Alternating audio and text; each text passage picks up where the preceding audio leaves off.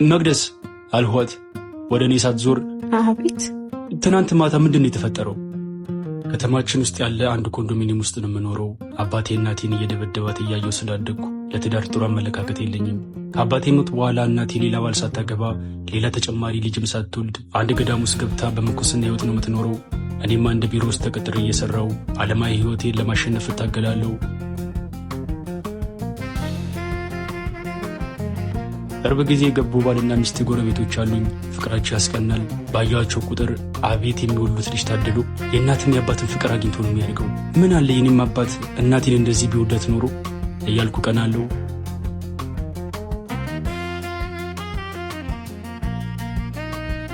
የሆነ ጠዋት በረንዳ ላይ ቁጭ ብዬ መጽሐፍ እያነበብኩ እያለ ከውስጥ ብቅ አለችና እንዴት አደርክ? እግዚአብሔር ይመስገን፣ እንዴት አደርሽ? ደህና ነኝ ይመስገን አለችና ወደ በረንዳው መደገፊያ ተጠግታ ደግፋለች። እስካሁን አልተዋወቅም አይደል? እዮብ እባላለሁ። ፈገግ ብላ መቅደስ፣ እንዴት ነው ሰፈሩን ቤቱን እየደመድሽ ነው? ከእናትና አባት ቤት ወጥቶ መኖር ትንሽ ይከብዳል። አንቺማ እናት የሆነ ባል ያለሽ ለትንሽ ጊዜ ነው፣ አይዞሽ ትለምጂዋለሽ። አንተስ አላገባህም? እኔ እንኳን ማገባ አይመስለኝም። ለምን? ብዙ ምክንያቶች አሉኝ። ካገባህ ግን ለሚስትህ ጥሩ ባል ሆንላት። እሺ፣ ጥሩ ባል ካልሆን እንዳልከው ባታገባ ነው የሚሻለው። በል በቃ አልግባ፣ መልካም ንባ አለችኝና ወደ ውስጥ ገባች።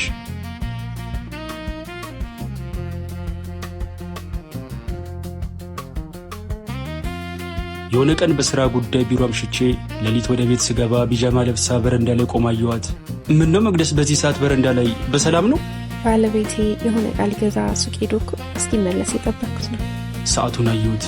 ከሌሊቱ 6:30 ይላል። በዚህ ሰዓት ሱቅ? አዎ፣ አጋጣሚ ፔሪዲ መቶ ወዴስ ጨርሽ ነበርና ሊገዛ ልልኪው እኮ ነው። በቃ ግባ፣ አንተ አትቁም። ከፈለግሽን ግን ጥሪኝ እሺ እያት ወደ ውስጥ ገባው።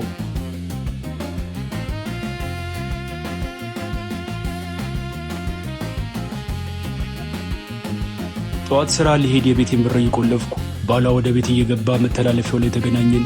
ደህና አደርክ ብሎኝ ያለፈና የቤቱን በር ከማንኳኳት አልፎ በእጁ መደብደብ ጀመረ። የአፉ ጠረንና አጠቃላይ ሁኔታው ሲጠጣ እንዳደረና እንደነጋበት ያስታውቃል። መቅደስ ሌሊት በረንዳ ላይ ቆማ ሳገኛት የሆነ ቃል ገዛ ሱቅ ሄዶ እስኪመለስ የጠበቅኩት ነው ያለችን ውሸት እንደነበረ ገባኝ።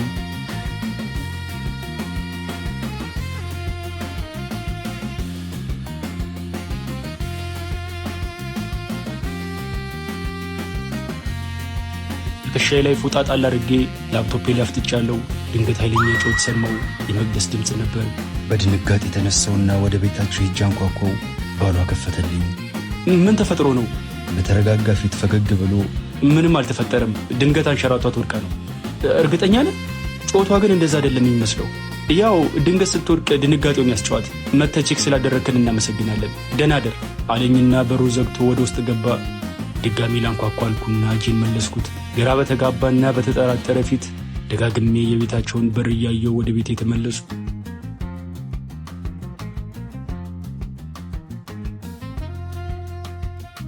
ሥራ የሌለኝ ቀን ሁሌ እንደማደርገው በረንዳ ላይ ቁጭ ብዬ መጽሐፍ እያነበብኩ ነው።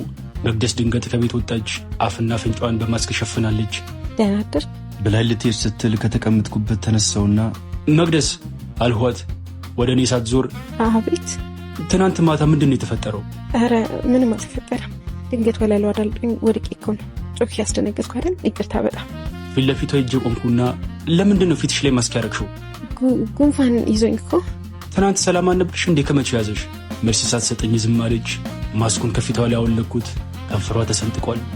ደነገጥኩ። ምን ሆነሽ ነው መቅደስ? ስወድቅ የኮሜዲኖ ጠርዝ ከንፈሬን አግኝቶኝ እኮ ነው። እርግጠኛ ነሽ እንዴ? ያው ሌላም እንዲሆን ይችላል። በቃ የሚሄድበት ቦታ ላይ ቸኩያለሁ። ቻው ብላኝ በቆምኩበት ጥላኝ ሄደች።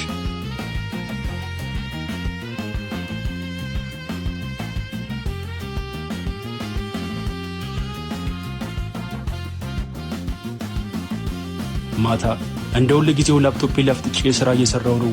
ድንገት የትናንቱ አይነት ጩኸት ከነ መቅደስ ቤት በኩል ሰማው። እንዴ ምንድን ነው ይሄ ነገር አልኩ በልቤ። እየተጣደፍኩ ወጣውና ቤታቸው ሄጄ አንኳኳው። ልክ እንደ ትናንቱ ባሏ ነበር በሩን የከፈተው። ትናንት ያሳየኝ ፈገግታ ፊቱ ላይ የለም። ግንባሩን ቋጠር አድርጎ አቤት አለኝ። የትናንቱ አይነት ጩኸት ሰምቼ እኮ ነው የመጣሁት። ምንድን ነው አንተ ቁጭ ብለህ ጩኸት ስታዳምጥ ነው እንደምታድረው? አርፈን ቀልፍን አትተኛም? ዛሬም ወድቃ ነው? አዎ ወድቃ ነው። ወለሉ ስለሚያንሸራትት ሁልጊዜ ነው የምትወድቀው። ሌላም ጊዜ ጩኸት ልሰማ ስለምችል ደግመህ እንዳትመጣሽ እኔ ባለዋለሁ ብሎ በሩን በኃይል ዘግቶት ወደ ውስጥ ገባ። የአንዲት ምስኪንን ነፍስ ጩኸት በተደጋጋሚ እየሰሙ ዝም ብሎ መሄድ ማለት አረመኔነት ሆኖ ተሰማኝ። ደግሜ በሩን በኃይል አንኳኳው። ሁለቴ እንዳንኳኳው በሩን ከፈተው። ወገቡ ላይ ሽጉጥ ታጥቋል። ደነገጥኩ። ድጋሚ ኳንኳኳ። ከኔ ጋር ሰውን ከዚህ ጋር ነው የምታወራው። ተግባባን? በአዎንታ አንገቴን ነቀነቅሁለት። እንዲሄድ በንቀት በእጁ ምልክት ሰጠኝ።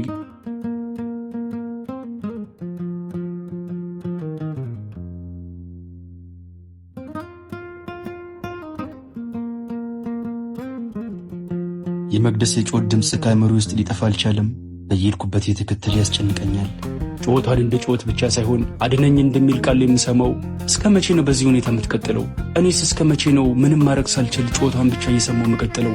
ከሀሳቤ ለመውጣት ስል ስልኬን ከኪሴ ያወጣውና መነካካት ጀመርኩ። አንድ ሹፌር ጓደኛዬ የላክልኝን ቪዲዮ ከፈትኩት። በያንጎ ፕሮ ከፍተኛ ገቢን ያገኙ። ጥሪም ሳይቋረጥቦት በሳምንት እስከ 45,000 ብር ድረስ ቦነስ ይውሰዱ። ለመመዝገብ ቢሮ ድረስ መሄድ አይጠበቅቦት። ያንጎ ፕሮ መተግበሪያን በማውረድ በ5 ደቂቃ ውስጥ ተመዝግበው ስራ መጀመር ይችላሉ። ያንጎ ፕሮ። ጓደኛዬ ጋር ልደውልለት ስል ድንገት የቤቴ በር ተንኳኳ። ማን ነው? መልስ የለም። ማን ነው? አሁንም መልስ የለም። ተነስቼ ከፍቱ። አይኗ በልዞ በር ላይ የቆመችው መቅደስ ነበረች።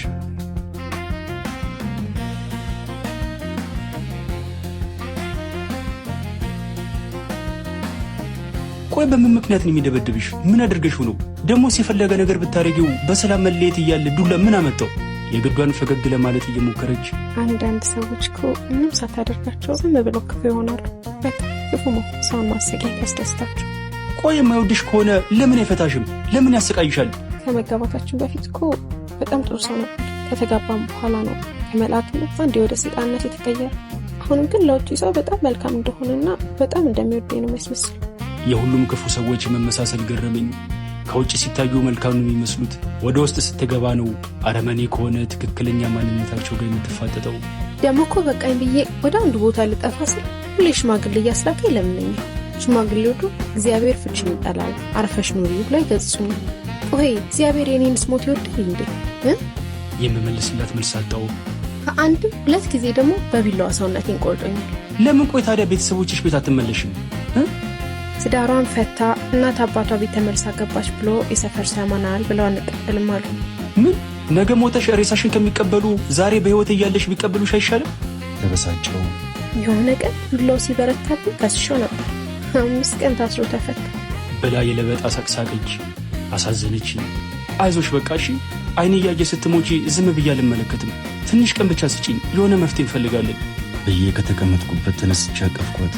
ካለችበት የሲኦል ህይወት ላስመለጣት ለራሴ ቃል ገባሁ።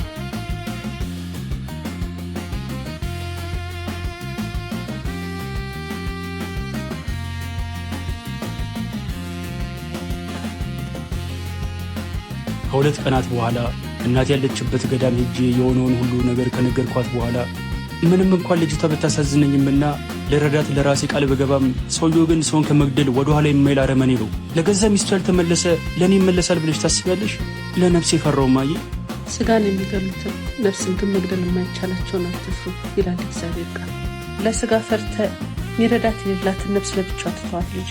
በዳዮች ምን ቢያስፈሩ ምን ጊዜም ከተገፉትና ከተበደሉት ሰዎች ጎን ቁም። እነርሱ ጋር ካለው የጨለማ ገዢ ደግሞ እኛ ጋር ያለው እግዚአብሔር እንደሚበልጥ አትርሳ ብላ ግንባሬ ሳመችኝ። የእናቴ ንግግር እያፈገፈገ የነበረውን ልቤ እንዳገማ በረታው።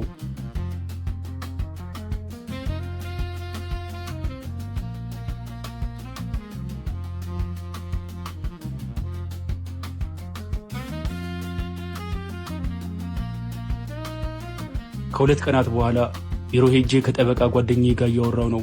እባክህ ዳዊት ማድረግ የምችለውን ነገር ሁሉ አድርገህ ይህችን ልጅ ከዚህ ህይወት አውጣት እባክህ።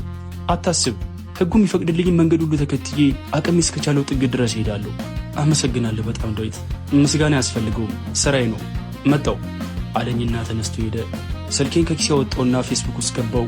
በጣቴ የስልኬን ስክሪን እየጫርኩ ትንሽ ከቆየሁ በኋላ ድንገት የመቅደስ ፎቶ ፊት ለፊት መጣልኝ። ደነገጥኩ። ከላይ ያለውን ጽሑፍ አነበብኩት። በፎቶ ላይ የምትታየው መቅደስ የተባለች ሴት ዛሬ ረፋዱ ላይ ከምትኖርበት ኮንዶሚኒየም 5ኛ ፎቅ ላይ በባሏ ተገፍትራ ወድቃ መሞቷ ተሰማ። መቅደስ የ8 ዓመት ዕድሜ ወጣት ነበረች። ነፍስ ይማር ይላል። ባለሁበት ደረቅ የቀረው ህልም ዓለም ውስጥ ያለው መሰለኝ። ማለት መቅደስ ሞተች? ከዚህ ህይወት እንደማስመለጣት ቃል የገባሁላት መቅደስ ሞተች? የኔን ቃል ይዛ ይደርስልኛል ብላ በተስፋ ስትጠብቀኝ የነበረችው ሴት ሞተች? ያቺ በረንዳ ላይ ቆማ አረመኔ ባሏን በብርድ ስትጠብቀው የነበረችው ምስኪን ነፍስ ሞተች? ልደርስላት ነበር እኮ። ከዚህ ህይወት ልታደጋት ጥቂት ነበር የቀረኝ እኮ። አርፍደሃል የሚል ጩኸት ጭንቅላቴን ሰላም ነሳው። ፊቴን ከእንዲህ ውስጥ ቀበርኩና ተንሰቅስቄ ያነባው።